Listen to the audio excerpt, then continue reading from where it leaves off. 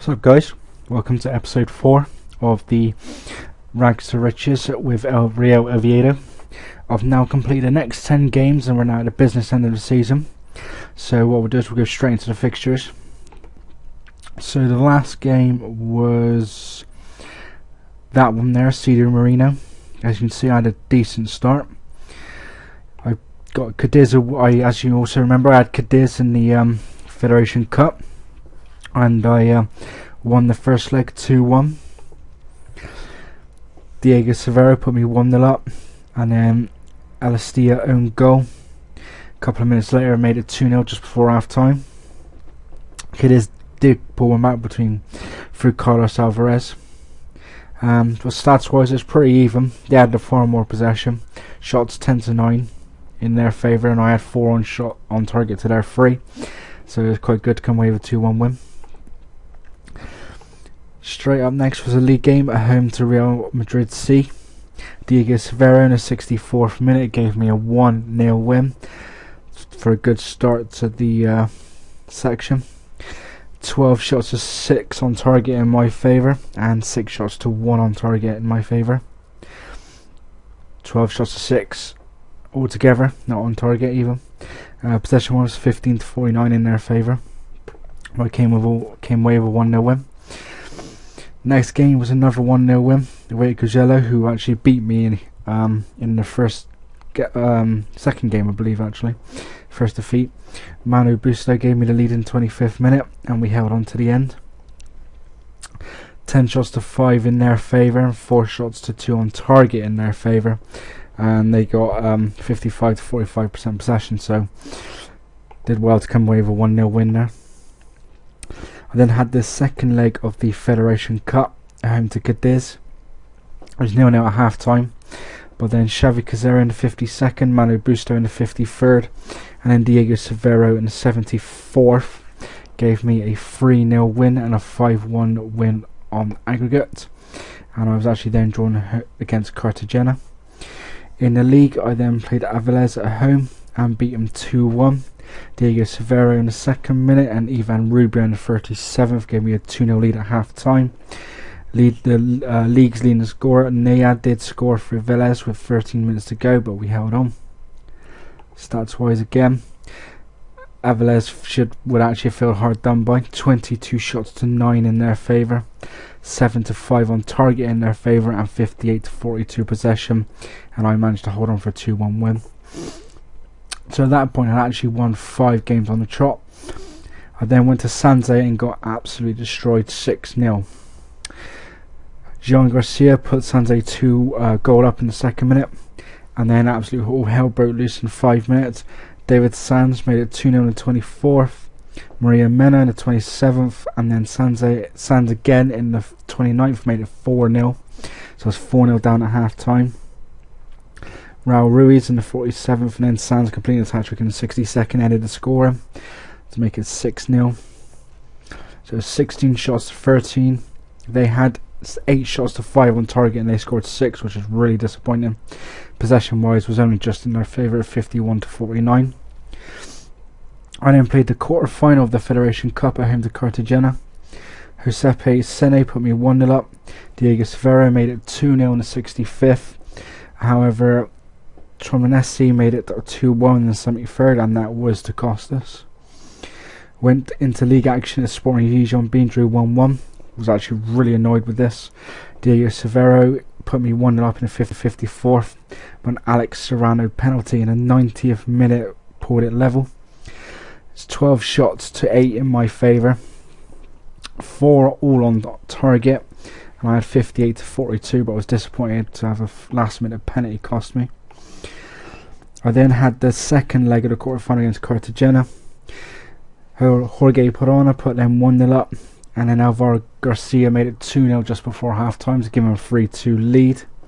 On aggregate, Manu Busto in the 64th made it level or 3-3, but then unfortunately Cartagena then scored with 9 minutes to go through Garcia to give him a 3-1 win on the night and 4-3 on aggregate. 12 shots to 19 in my favour, and 9 shots to 6 in my favour, and possession 56 to 44. So to lose was just really disappointing, and obviously cost us a place in the semis. However, we followed that up with a 3-1 win at home against Atletico Bilbao's B team. Diego Severa in the 8th minute, Altor Sanz in the 14th made it 2-0 at half time, and then Diego Severa in the 52nd made it 3. Jorge Guillen did score for Atletico B, but with only 7 minutes to go, so I ran out 3-1 winners.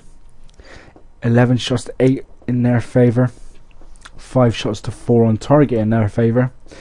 Possession wise 54 to 46 to me, so to come away with a 3-1 win and only have 4 shots on target, done well. We then followed that up with a 3-2 home win over Tenerife, one of the main rivals for promotion this year. Diego Severa made it 1-0 on 12th minute. Aradan made it 1-1 in the 22nd, and then they took the lead through Lucimi Loro with 2 minutes to go before half time. So there's 2-1 at half time. However, a Fran Ochoa own goal in the 64th and Manu Busto in the 80th gave me a 3-2 win over Tenerife and moved me close to top of the table. But unfortunately, we haven't done much since then. We lost 2-0 at Leganés. Martinez goal in the 25th minute, and Jean Perez in the 77th minute gave him a 2-0 win. So 8 shots to 6 in my favour, 3 shots to 2 on target in my favour, and they scored both of theirs. Possession wise was 50-50, so it was really disappointing to lose 2-0. Then followed that up by drawing 1-1 at Salamanca. Diego Severa put me 1-0 up in the 7th minute, but they struck back within 3 minutes through Mariera, and it ended 1-1. Shots wise it was 10-9 in their favour, 6-4 on target in their favour. Possession wise also in their favour, but 52-48, so it wasn't too bad in the end. Good to come away with a 1-1 draw. Then lost at home to Orense 1-0. Lucimi put them 1-0 up. I had bloody Xavi Moore and David Fernandez injured in the game as well, even more annoying. 14 shots to 7 in my favour, 3 shots to 2 on target in my favour, and their possession wise 52-48. So all in my favour for possession, so I go and lose 1-0. So it's pretty standard Football Manager there. So that was the end of it. End of that section of fixtures. Let's have a look at the table. So with 9 games to go, you've got Salamanca on top in 61 points, Tenerife in second with 58, me in third with 52, Ughelli in fourth and 52, Avila on 49 in fifth, Orense 6th on 48, Marino 7th 47, and Cadao 8th on 46. I think it's going to be Salamanca, Tenerife I think are pretty much safe up there. And then I think it'll be 2 from me, Ughelli, Aviles, Orense, Marino and Cadao for the last 2 places. So it'd be interesting to see actually how that goes. I would say 9 games ago, I'd say 6 wins should do it, to be honest. But you never know, so we'll have to see. So I've played Salamanca twice, Tenerife twice, Ughelli twice, Aviles twice, Orense twice. Got Marino to play and Cadao to play. Sanz been played twice, but Bilbao twice. So I've got quite a lot of the teams towards the bottoms, which could help. Let's have a look at some of the stats then. So Cervero has actually got 21 and 29. Busto 7 and 26. Diaz is actually back now, but I don't think his fitness is that good, so I might just put him on the bench or something. League wise stats, for once I'm not actually in the form book because I've not won in 3. Renze have actually won 5 out of 5, including beating me.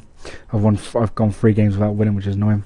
Joint second highest scorers in the division with 49. Salamanca Marino got 55. Player stats. So Manu Busto highest assists with 13. Diego Severa is now leading goal scorer with 21. So he's 3 in front of Tenerife Aridan. And that's pretty much it, to be honest. So the next video will be to the end of the season. if I do make it into the playoffs, I will actually do like a playoff special at the end of it. But we'll wait and see what happens. And if I do make the playoffs, I'll actually explain in the playoffs or actually I might explain at the end of the next episode how they work, because they are slightly complicated, not up to English standards.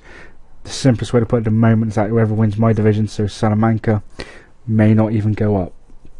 So that's it for this time, guys. Leave likes, leave some comments. Tune in next time for the end of the season roundup and possibly a playoff special, but we'll have to wait and see. So I'll see you all next time.